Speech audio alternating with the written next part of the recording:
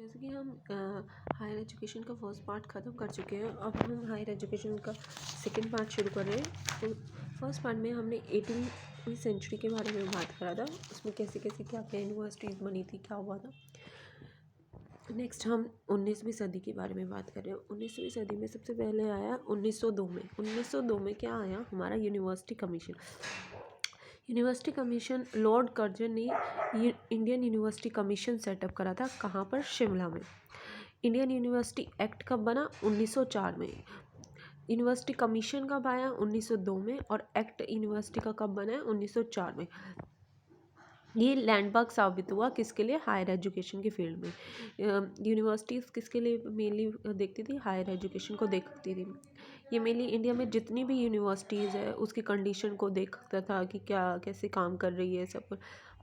और university senate ने एक यूनिवर्सिटी सेनेट होती है कमेटी, जिसमें इन्होंने मेंबर्स के बारे में लिमिट बता रखी थी कि 100 मेंबर्स से ज़्यादा नहीं होने चाहिए और 50 से कम नहीं होने चाहिए। ये हमारा 1902 में यूनिवर्सिटी कमीशन के बारे में बताया गया। नेक्स्ट है हमारा 1905 national council of education. National council of education किसके द्वारा हुआ था? स्वदेशी नेशनलिस्ट लीडर थे, उन्होंने क्या करा था? जादवपुर यूनिवर्सिटी बना दी थी। उन्होंने कौन सी यूनिवर्सिटी बना दी थी? जादवपुर यूनिवर्सिटी। और यहाँ पर रविंद्रनाथ टैगोर ने कौन सा शांति निकेतन स्टार्ट करा था? बंगाल में। सतीश मुखर्जी ने कौन सी सोसाइटी स्टार्ट की थी? Dawn society. तो ये तीन चीज़ें नेशनल काउंसिल ऑफ एजुकेशन में इम्पॉर्टेंट है कि स्वदेशी नेशनलिस्ट लीडर ने कौन सी यूनिवर्सिटी बनाई थी? जादवपुर यूनिवर्सिटी। रविंद्रनाथ टैगोर ने शांति निकेतन की स्थापना करी थी। और सतीश मुखर्जी जो थे उन्होंने डॉन सोसाइटी के बारे में बताया था। 1913 में रिजोल्यूशन ऑन एजुकेशन पॉलिसी हुआ था। इसमें क्या हुआ था कि यूनिवर्सिटीज़ को और सारे यूनिवर्सिटीज़ काफ़ी वाइड लेवल पे बढ़ा दी गई थी। पहले एक लिमिट थी, जैसे ये जादवपुर और ये अब और भी यूनिवर्सिटीज़ बना दी गई थी। कहाँ कहाँ पे? जैसे बनारस में बना दी गई थी, पटना में, हैदराबाद में, और सरोजनी एंड नायडू की वुमेन यूनिवर्सिटी, ये कहीं काफ़ी यूनिवर्सिटी बना दी गई थी 1913 में। मतलब काफ़ी चेंज आया गया था। फिर 1917 में आया था हमारा सैडलर कमीशन। 1917 में सैडलर कमीशन ये कहाँ से रिलेटेड है? कलकत्ता यूनिवर्सिटी से। इसने क्या कहा था? सजेस्ट ओनली 10+2+3 सिस्टम के बारे में बताया था। यहाँ पर टीचिंग को सबसे ज़्यादा इम्पोर्टेंट माना गया था, प्रोवाइडिंग कोर्स, और इसमें formation of academic council, physical training भी प्रोवाइड करने की बात की गई। इस टाइम पे केप सेटअप हुआ था। केप का कब हुआ था सेटअप? 1920 में। और इसी को एबोलिश कर दिया गया था 1923 में जाके। फिर कहीं ना कहीं ये दोबारा जाके 1935 में दोबारा केप को सेटअप किए, मतलब central advisory board of education. और ये 1935 में दोबारा सेटअप हुआ। कब हुआ? हरतोग कमीशन के द्वारा 1935 में दोबारा केप से। तो ये मेनली सैडलर कमीशन किस रिलेटेड है? कलकत्ता यूनिवर्सिटी से रिलेटेड है। इसने 10+2+3 सिस्टम, मतलब 10वीं फिर 12वीं फिर आगे 3 सिस्टम का इस्टेब्लिश करा। Establishment of teaching and residential universities, और ये कोर्स प्रोवाइड करते थे, और फॉर्मेशन ऑफ एकेडमी। उसके अंदर यही आगे बढ़ता रखा है कि IUB letter known as AIU। 1925 में क्या बोलते हैं? IUB मतलब इंटर यूनिवर्सिटी बोर्ड को चेंज कर दिया उसका नाम AIU से, एसोसिएशन ऑफ इंडियन यूनिवर्सिटी से। 1925 में इंडियन एजुकेशन में इसमें बढ़ावा देने के लिए हुआ था। इसमें एजुकेशन को एज अ प्रोविजनल सब्जेक्ट माना गया। और इधर यहाँ पर क्या है? सर्जन रिपोर्ट थी 1944, जिसने किस पे रिपोर्ट दी? केप के ऊपर। यूनिवर्सिटी ग्रांट कमीशन है UGC 1945 टू ओवरसी जो है वो 3 यूनिवर्सिटीज़ को देखता था, अलीगढ़, बनारस और दिल्ली। ये 3 यूनिवर्सिटीज़ को देखा जाता था यूनिवर्सिटी ग्रांट कमीशन का। वो कौन से? UGC किस पे देखता था? अलीगढ़, बनारस और दिल्ली पे। अब नेक्स्ट है हमारा, ये हमारा सैडलर कमीशन से रिलेटेड हो गया। तो अभी हमने 4 पढ़े हैं। देखो 1902 में क्या आया? University commission. वो क्या करता था? यूनिवर्सिटीज़ को देखता था।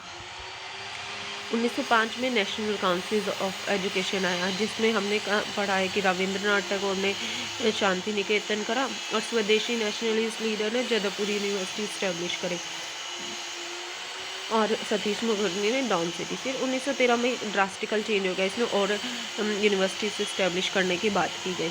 1917 में हमारा कौन सा कमीशन आया? पहला कमीशन सैडलर कमीशन, कहाँ पर? कलकत्ता में। और इसमें क्या बोलते हैं, केव के बारे में भी बात की, केव के बारे में बात की 1920 में, लेकिन वो ख़त्म कर दिया गया 1923 में। फिर दोबारा 1935 में दोबारा इस्टेब्लिश हुआ हरतोग कमीशन के द्वारा। फिर आईयूबी के बारे में भी इसमें बताया गया। आईयूबी का नेम भी चेंज हो गया AIU से, जो कि हमारा क्या बोलते हैं पॉलिसी मेकिंग ये है मेरे बेबी। तो ये एसोसिएशन ऑफ इंडियन यूनिवर्सिटी। और इसमें सर्जेंट रिपोर्ट 1944 जो है वो किसको के ऊपर रिपोर्ट देती है? केव के ऊपर। ये ध्यान रखना है, सर्जेंट रिपोर्ट किस पे रिपोर्ट देती है? केव के ऊपर। UGC 1945 में कौन कौन UGC किस पे देखती थी? वो सिर्फ अलीगढ़, बनारस और दिल्ली, इन 3 पे ही देखती थी, अलीगढ़, बनारस और दिल्ली। नेक्स्ट है हमारा UGC। अब जब सेटअप हो गई तो UGC हमारी कब आई थी? 1945 में रिकमेंड हुई थी। सेटअप कब हुई? 1953 में। और स्टैट्यूटरी बॉडी इसे बना दिया गया 1956 में। और लास्टली 1947 में गिव ऑल यूनिवर्सिटीज़। पहले कौन सी थी? अलीगढ़, बनारस और दिल्ली के बारे में बात हुआ था। अब UGC को सारी यूनिवर्सिटीज़ को देखने हैं 1947 में, ठीक है। सेटअप कब हुई थी? 53 में। और स्टैट्यूटरी बॉडी कब बनी है? 56 में। उसके बाद 1929 में कौन सा है? हरतोग कमेटी।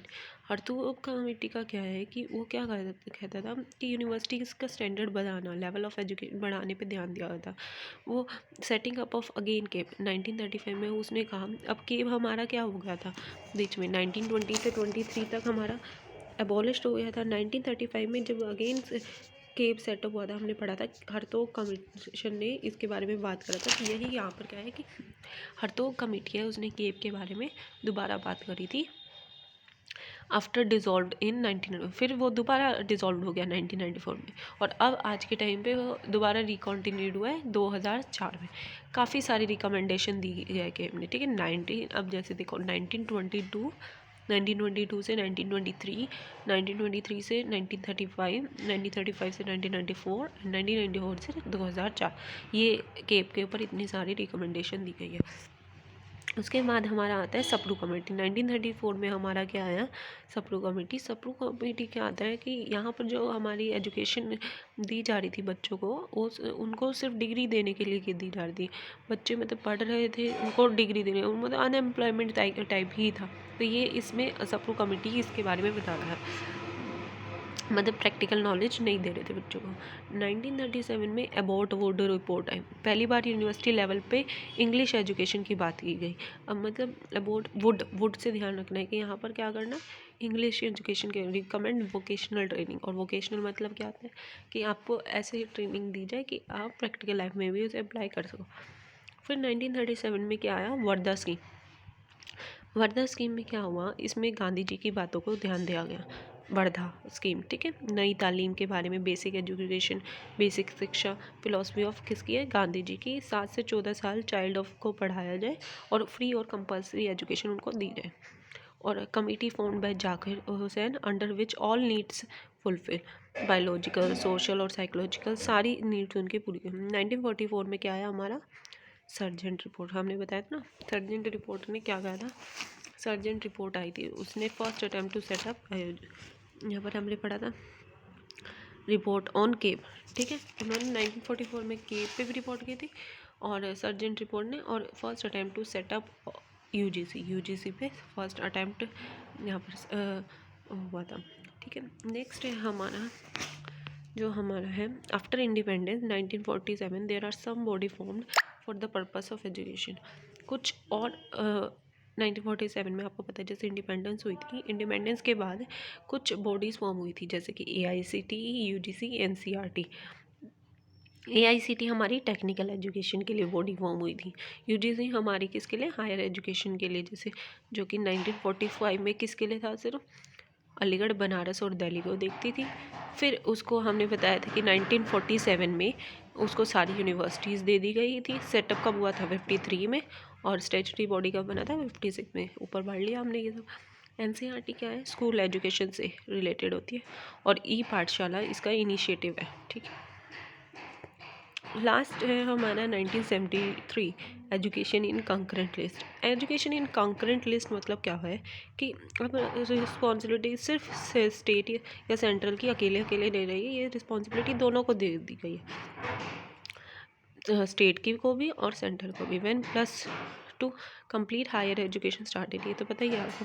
42 constitutional amendment and 25। अब GER, ठीक है, कंकरेंट मतलब समझ आ गया ना, जहाँ पर स्टेट और सेंट्रल दोनों को रिस्पॉन्सिबिलिटी दी जाए। उसके बाद है GER, ग्रोथ एनरोलमेंट रेशियो। मतलब क्या होता है कि आपका जो अभी तक जितने भी बच्चे पढ़े हैं, आउट ऑफ 100 कितने % बच्चे हायर एजुकेशन के लिए जा रहे हैं। मतलब अभी तक जैसे 12th तक जितने बच्चे पढ़ लिए हैं, उसके बाद उसमें से परसेंटेज निकालते हैं कि वो उनमें से कितने बच्चे आगे हायर एजुकेशन के लिए जा रहे हैं। और बाय रूसा, ये रूसा के द्वारा इसकी दी जाती है। तो ये हमारा होगा। तो अब जैसे 1 to 5 प्राइमरी होता है, आपको ये तो सिंपल सी बात है। 6 to 8 सेकेंडरी होता है, फिर सीनियर सेकेंडरी होता है 19, और 11 हायर सेकेंडरी होता है। तो ये हमारा 19वीं सेंचुरी का ख़त्म हुआ। 19वीं सेंचुरी का देखो, सबसे पहले क्या था वो 1902 में क्या था?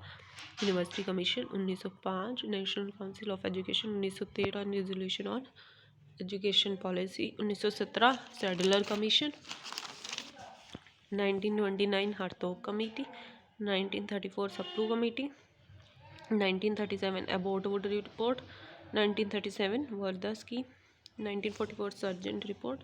और फिर 45 AICT UGC 53 में आई थी, सेटअप हुई थी। और 61 में NCERT हुई थी। तो ये हमारा 19वीं सदी ख़त्म हो गई। नेक्स्ट वीडियो में